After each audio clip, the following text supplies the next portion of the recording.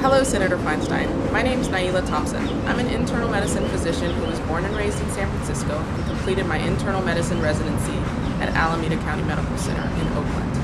I'm here today representing 13,000 physicians across the country, 2,000 of which are here in California.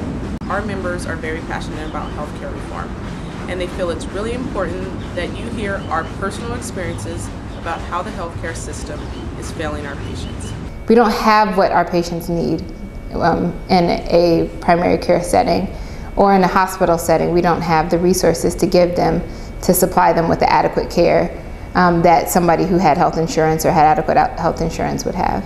I recently had a patient who came in with a skin cancer. She had biopsied 3 years ago when she did have insurance. She subsequently lost her job and didn't go back to the doctor for those 3 years, well knowing she had skin cancer growing on her arm, which now was large enough to be about half of her lower arm.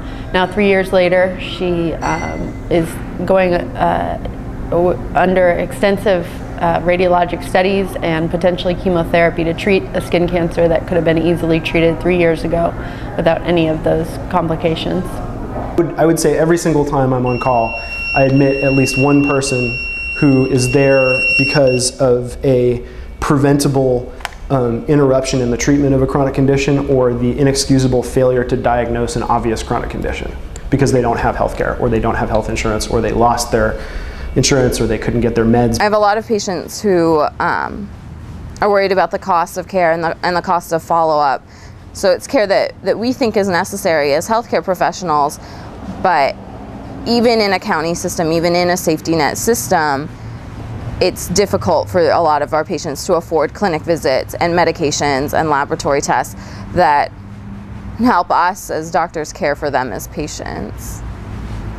I see this on a day-to-day basis, how patients are coming to the hospital with where their illness is catastrophic.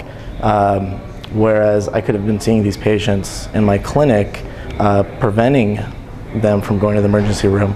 One of the things I see in our healthcare system that seems to be failing is people not seeking out preventative type of measures, not going to see a psychiatrist on an out-care basis, and not being picked up until their illness is so far advanced that they need to be hospitalized, which ends up costing a great deal more than it would have had they have been on medications previously. Healthcare reform, particularly the existence of a public insurance option that wasn't necessarily pegged to your employer and was portable, would completely revolutionize the way that care works here. First of all, thank you for taking the time to hear our voice with CIR today.